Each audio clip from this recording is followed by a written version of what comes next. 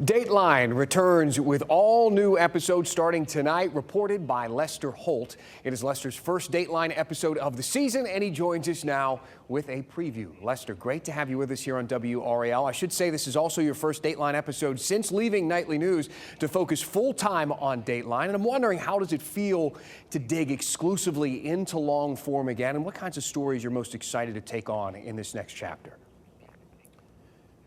Well, for the last several decades, I've been in the anchor desk answering the bell on breaking story, and that has been breaking stories, and that's been certainly fulfilling and exciting. But this was really a chance for me to do some more in-depth reporting and do things like, this Dateline, where we take off a big chunk and dig a little deeper.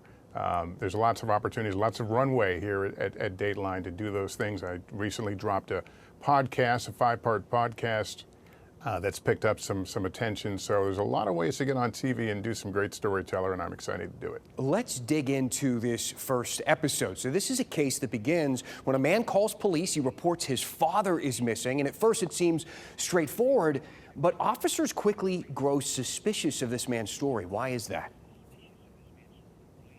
Yeah, things don't add up to them. They're responding to what they think is a missing person story, an elderly man who goes to the mailbox, doesn't come back, keys and wallet left behind, the dog he was with comes back. So something didn't seem right. They come and respond as you would expect police would in a case like this, except they begin to see things as they wander through the house that don't add up in another way. They say it kind of looks like a crime scene to them.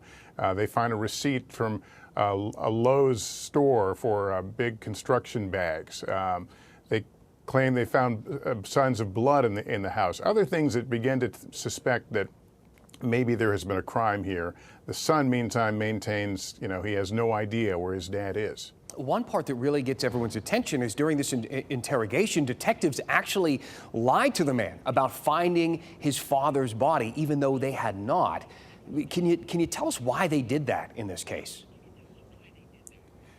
They say they needed something to move in this case, their suspect, off his game a little bit, that they had tried many ways to get him. They drove him around to potential sites where his father's body might be found. But they thought that if they went to this extra step, he would break. And in some ways he did. And that's part of the twist in the story as he begins to take a different tact. Police kind of zero in on it, and he offers what appears to be an admission. Some people might hear that from police and think, how can they even do that? Is that allowed? And it is a legal tactic, but not everyone supports it. You interviewed one of the top interrogation experts in the country about the risks of this police deception and how it can influence someone to say a lot of different things under intense pressure. Yeah, it's a really interesting point of the law, and it happens in police departments, everywhere, where suspects are brought in, and sometimes to get them off their game a little bit or to really get them to break, police will throw in a lie here. We found this or we saw this, and hoping the person will then want to come clean. We talked to a former military intelligence officer who's experienced in interrogations. He says there were a couple of things that stood out to him as he watched a video of this particular interrogation. One was that it went on far too many hours, something like 17 hours.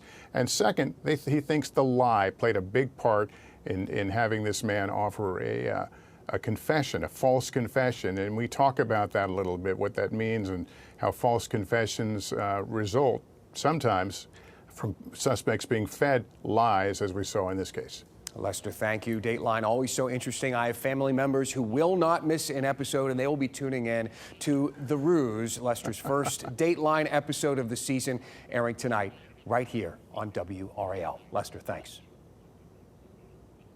You're welcome. Thank you.